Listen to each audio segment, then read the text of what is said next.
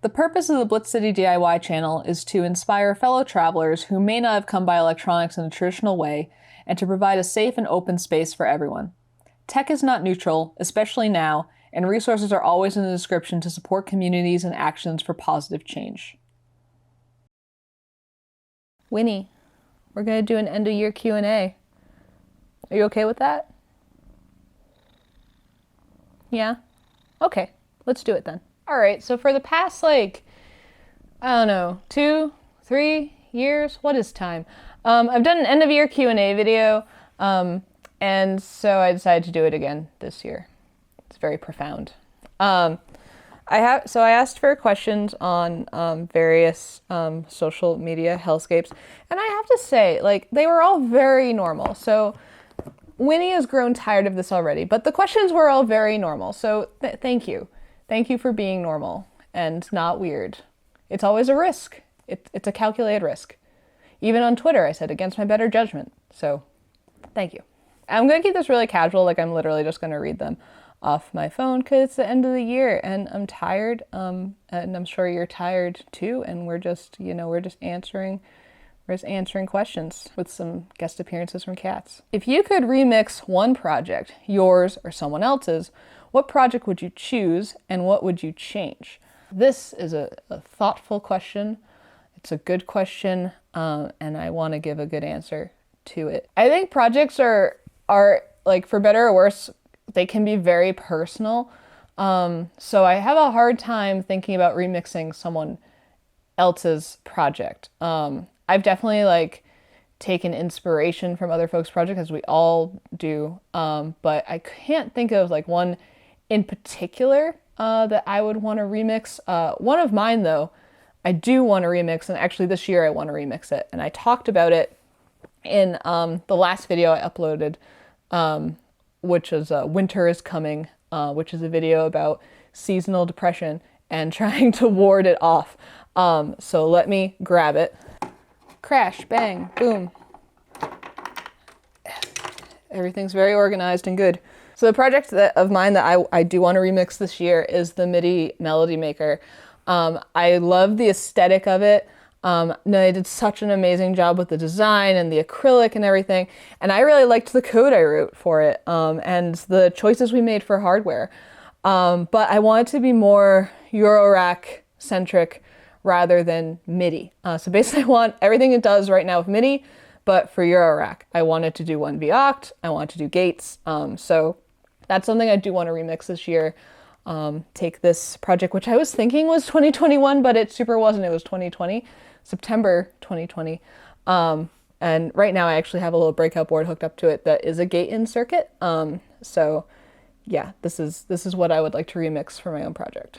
What was the best technology, hardware or software that you either adopted or familiarized yourself with, and what are you looking forward to getting hands-on with in 2022? I'd have to say the scroll saw. Yeah, I did more woodworking this year, just purely for fun. And also some things that you did see, like my Eurorack rack. That was super fun and super great. Working with wood feels very organic, and I feel a real deep connection to the process, which all sounds kind of corny, and I apologize for it, but I like it. I really like it. It's a very mindful practice, I feel. So, and maybe that's not the technology you were thinking of when you asked that question, but for me, that's kind of been what I've familiarized myself with this year. And so this coming year, I want to do more of that. I've been fortunate to get my hands on a table saw. So definitely want to get into that. I've got plans to make a crosscut sled as the first thing for it during this holiday break. So yeah, that's woodworking. I really like woodworking. And it's also such a departure from the music tech stuff and programming and everything like that.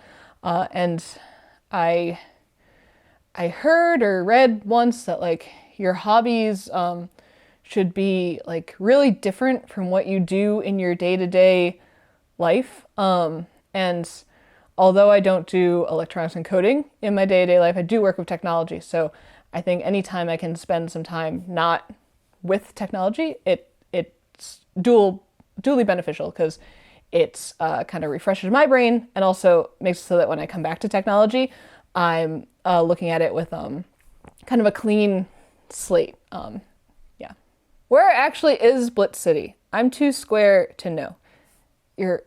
All shapes are wonderful. I like squares. There's 4 sides, what's not like to like. Also 90-degree angles. Blitz City, no one's ever really asked where the name comes from, and it's always made me kind of sad. When I named my channel, I've been in enough bands that I know the name really matters. And so I wanted something that I wouldn't hate within a month, as has been the case in a couple of bands I was in. So Blitz is a reference to the Ramones and the Yeah Yeah Yeahs, 2 of my favorite bands. Ramones, Blitzkrieg Bop, and then Yeah Yeah Yeahs, It's Blitz album. And then City, I really like cities, but also I really love the show Broad City. And so my thought in kind of bringing those references together, and also the word city, a collective, and community, is this idea of like, the DIY punk music aesthetic, mixed with like community collaboration, and that like in my brain, a slight nod to Broad City, like strong, independent women. So yeah, I guess just trying to bring all those energies together while also I think at least like Blitz City DIY sounds kind of cool.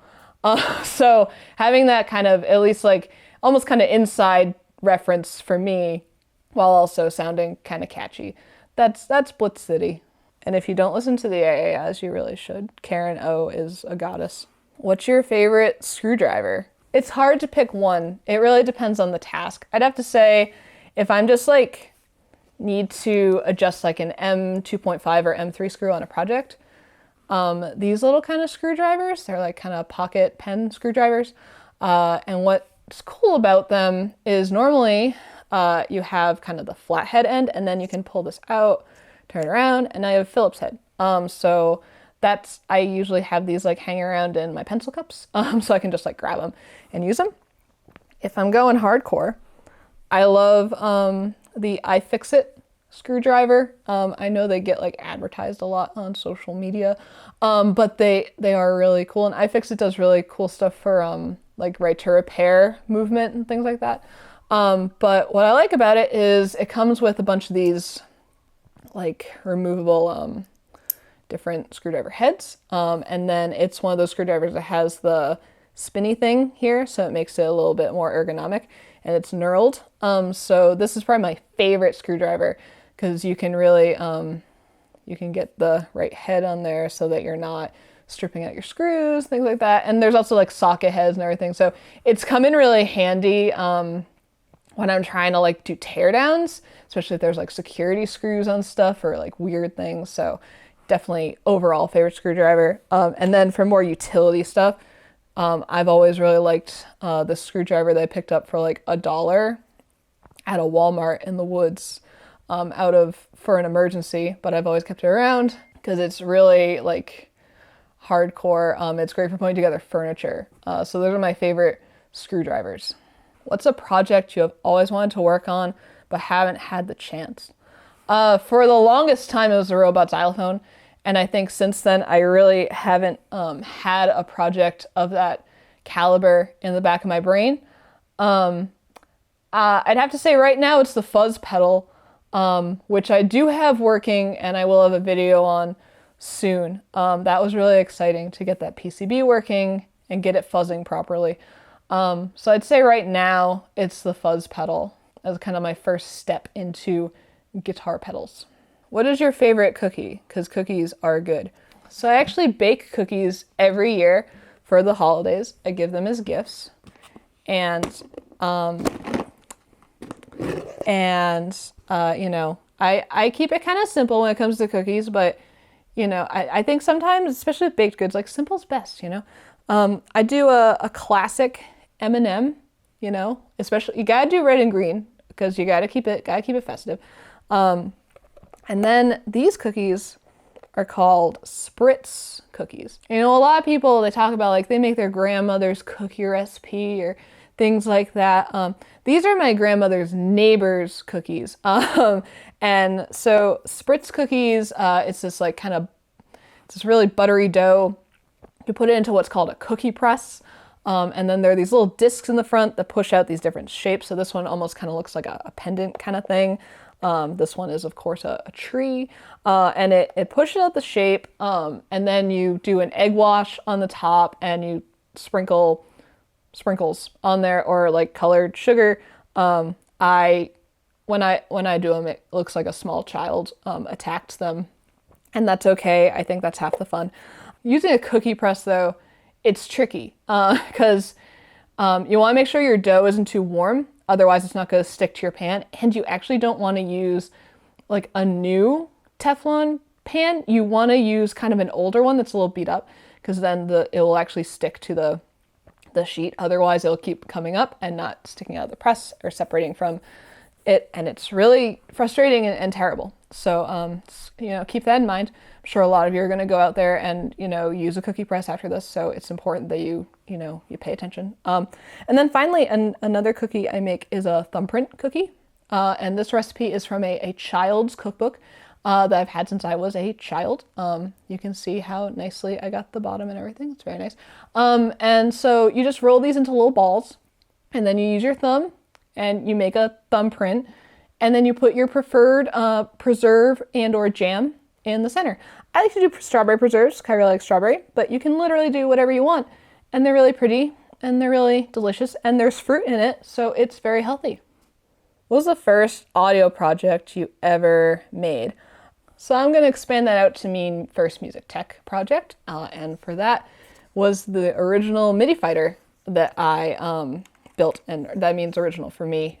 There's a lot of other folks that have made MIDI fighters, but it was Arduino based. I actually did a video on that this year, revisiting this project, talking about it a little bit, and this has a special place in my heart because it was really one of the first like builds that I did, and also the first time I really was trying to dive into coding to make something really specific, and come up with a housing and everything like that.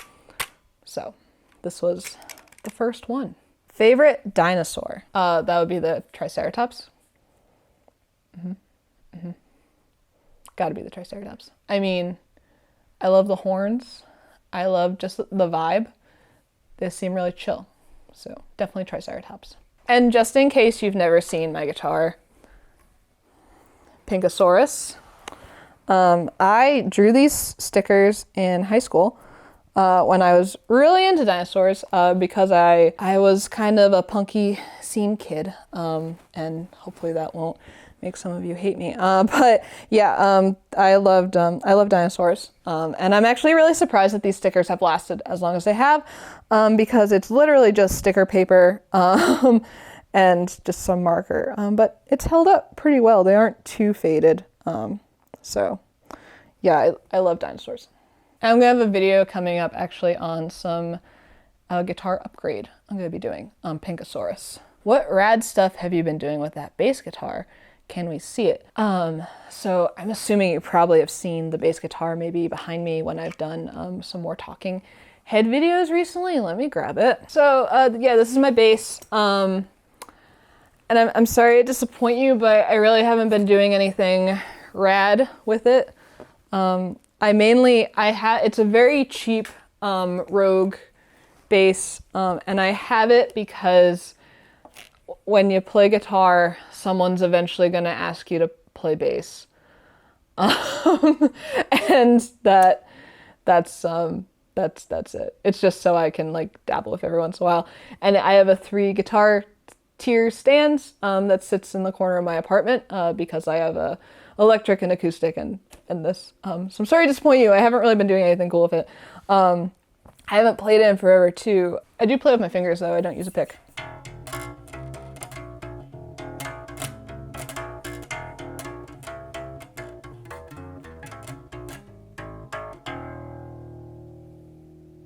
How many cats are too many cats?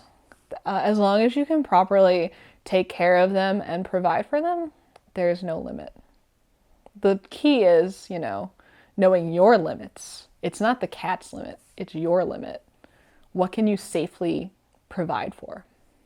I can provide for 2, so 3 would be too many for me. Although very tempting, they're walking on the block, I see them, I think, could just come into my house. What project are you most excited about from 2021? I find that I really have 2 modes when it comes to projects. Really practical things that I can use, kind of on a day-to-day thing, and stuff that's just absolutely ridiculous. So my range for this year, I really loved the eggs. I don't know why, but I do. I love these 3D printed eggs. I love designing them. I love printing them. I love putting little magnets in the back. I love the eggs. They're so silly, but fun.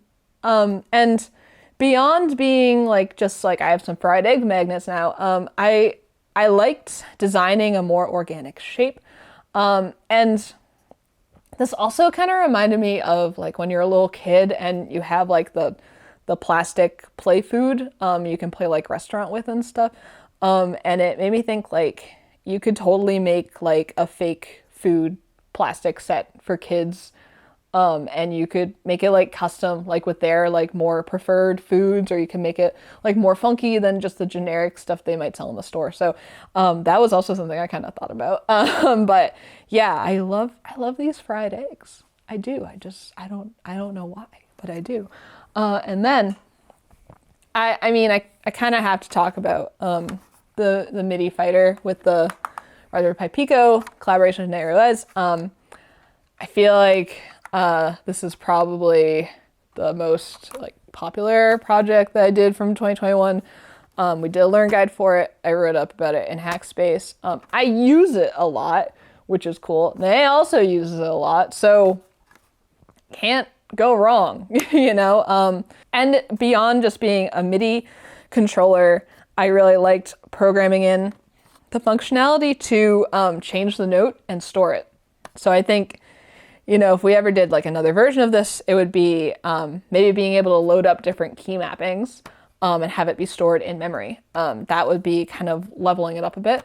But this was really exciting to do because it was also kind of the evolution from this first MIDI fighter. So that was also really cool, and kind of revisiting that and seeing how, I had grown, and as with my projects and everything, it was really cool. So yeah, this MIDI fighter. How did you get started as a maker? What is your favorite project to build? My favorite project would have to be music tech projects, 100%. But I also like stuff that's maybe I haven't dabbled with before. I did this disconnected CO2 sensor learn guide thing, which was really fun. I'd never done anything like that, but it was something I wanted. I wanted to be able to look at air quality in places where I couldn't necessarily connect to the network. So basically anything where I can expand out my brain, I'm into building. How did I get started? Very slowly. I've talked about it before, when I was growing up, not because it wasn't around, but just where I was, there was no programming in schools. I didn't know anyone that did programming. I didn't know anyone that did electronics. No, none of that was in my public school's curriculum. I didn't learn that it was even kind of a thing that you could do on a hobby level until college. And it wasn't because it was at my college either. It was because I was just kind of researching stuff about music tech experiments that people were doing. So just seeing what different communities do, the different resources, and just trying stuff. And a lot of that for a while is copy pasta, which is both with the code and the circuit, and that's okay. That's how you get started. And then as you get more confident and start to understand stuff more, you branch out slowly but surely. So that's how I got started. And I encourage anyone at any age to do it too. You know, I was older when I started. I was in my mid-20s. Now I'm in my early 30s. And you know, I'm still learning. I'm still having fun. I'm still enjoying it. So, and you know, I think that's a nice way to end the video. Yeah, like slightly hopeful, slightly positive, as positive as I can get at least. So thank you for watching all these videos. It's been another year. But as we all know, time is a man-made construct, so none of this really matters. And that's okay. We're all in this together, kind of. But thank you, truly, thank you for watching the videos. Thank you for being kind on the internet in these trying times. It's really a small miracle. Stay safe out there. More projects coming, exciting things happening. That's what people say. And until next time, this has been Blitz City DIY.